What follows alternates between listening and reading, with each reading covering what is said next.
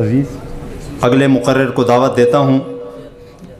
طالب علم محمد عزیر سے گزارش کرتا ہوں کہ وہ آئیں اور اپنے خیالات کا اظہار کریں۔ نحمده ونصلي على رسوله الكريم اما بعد فاعوذ بالله من الشيطان الرجيم بسم الله الرحمن الرحيم انما يخشى الله من عباده العلماء صدق الله العظيم وقال النبي صلى الله عليه وسلم العلماء ورثة الانبياء او كما قال عليه السلام۔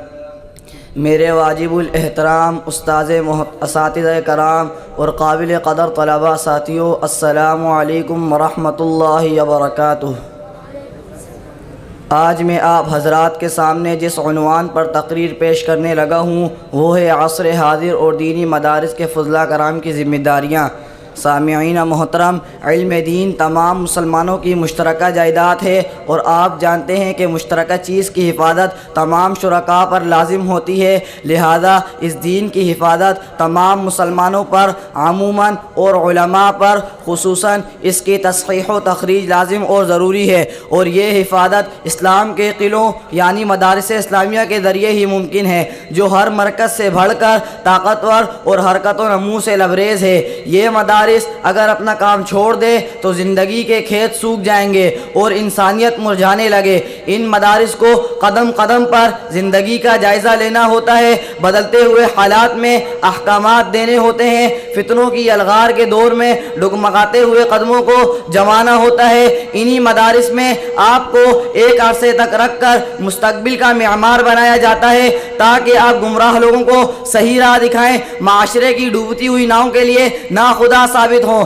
یہاں کے پڑھے ہوئے علوم آپ کے پاس امانت ہیں، آپ یہاں سے مدرس بن کر نکلے۔ ہم جس دور سے گزر رہے ہیں اس کی بنیادی وجہ مادی زندگی کو اصل ماننا اور مخصوصات و ظواہر کی پرستش کرنا ہے۔ اسی لیے اس وقت زمانے کو ان مردوں کی ضرورت ہے جو اس نئے دور کو ایک نئی فکری قیادت و قوت عطا کر سکیں۔ آج سلطانی جمہور کا زمانہ ہے، ہمارے اوپر پارلیمنٹ کی حکومت ہے، وہ زندگی کے تمام شعبوں میں اور تعلیم و تربیت کے تمام ذرائع پر حاوی ہے۔ رات کو پارلیمنٹ میں کوئی قانون پاس ہوتا ہے اور اگلے دن پورے ملک میں اس کا نفاذ ہو جاتا ہے۔ سامعین محترم، ان نازک حالات میں فضلاء کرام کی ذمہ داری کے متعلق میں اپنے آپ سے پوچھوں یا آپ سے پوچھوں؟ نہیں، میں رب کے کلام سے پوچھتا ہوں تو مجھے جواب ملتا ہے فضلاء کرام کی سب سے پہلی ذمہ داری یہ ہے کہ لیتفقہوا فی الدین، کہ تم علم دین میں ایسا رسوخ پیدا کرو کہ اس کی کلیات و جزیات تمہاری نوک زبان ہو، تاکہ اگر کل باطل انکار فقہ کی صورت میں ہے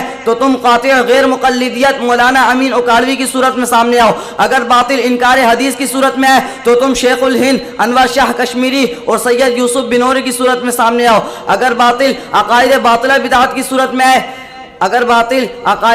بدعت کی صورت میں ہے تو تم شیخ الہند انور شاہ کشمیری اور سید یوسف بنوری کی صورت میں نظر آؤ۔ دوسری عظیم ذمہ داری جو قرآن کریم نے فضلاء کے ذکر کی ہے وہ یہ ہے کہ وَلْيُنذِرُوا قَوْمَهُمْ إِذَا رَجَعُوا إِلَيْهِمْ لَعَلَّهُمْ يَحْذَرُونَ، کہ تعلیمی ایام میں اپنی توجہ کو ہر طرف سے کاٹ کر صرف علمی ترقی جد و جہد کریں، لیکن حصول علم کے بعد اپنی قوم کی طرف جاؤ۔ قُلْ هَٰذِهِ سَبِيلِي أَدْعُو إِلَى اللَّهِ کی شاہراہ پر چلتے ہوئے ادعوا إِلَىٰ سَبِيلِ رَبِّكَ بِالْحِکمَةِ والموعظة الحسنة کا مصداق بن کر یجاہدون فی سبیل اللہ ولا یخافون لومۃ لائم پر عمل پیرا ہو کر درد دل کے ساتھ پیغمبران طلب کے ساتھ جائے اور وہ اعلان کرے جو پیغمبر اسلام نے فرحان کی چوٹی پر کیا تھا، اے لوگوں، نار جہنم کی طرف، پروانوں کی طرف لپک کر جانے والے انسانوں، وسارعوا الی مغفرۃ من ربکم وجنۃ عرضها السماوات والارض۔ فضلاء کرام کی تیسری ذمہ داری یہ ہے کہ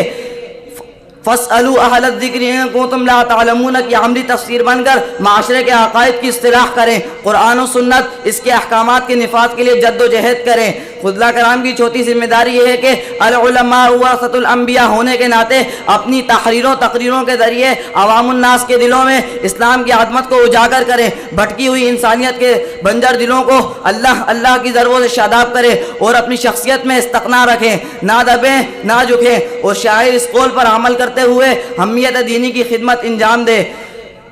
دبا سکو تو صدا دبا دو، بجھا سکو تو دیا بجھا دو، دیا بجھے گی تو سحر ہوگا، صدا دبے گی تو حشر ہوگا۔ سامعین محترم، آئیں عہد کرتے ہیں کہ زندگی کی آخری سانس تک اسلاف امت کے نقش قدم پر چلتے ہوئے دین کے پیغام کو پورے عالم تک پہنچائیں گے۔ میں اپنی تقریر کا اختتام ان اشعار پر کرنا چاہتا ہوں۔ ہم سے تاریخ ہے، تاریخ کے عنوان ہیں ہم سے تاریخ ہے، تاریخ کے عنوان ہیں ہم، وقت بھی جانتا ہے کہ وقت کی پہچان ہے ہم، وما علینا الا البلاغ المبین۔